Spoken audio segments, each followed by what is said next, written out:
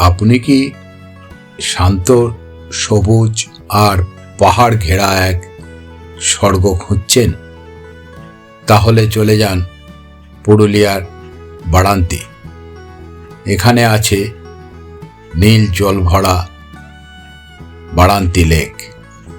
চারপাশে পাহাড়, জঙ্গল আর নীরবতা, যেন প্রকৃতির কোলে হারিয়ে যাওয়া। বাড়ান্তি ভিলেজ রিসর্টে থাকলে সকালে সূর্যোদয় আর পাখির ডাক মনটাই বদলে দেবে।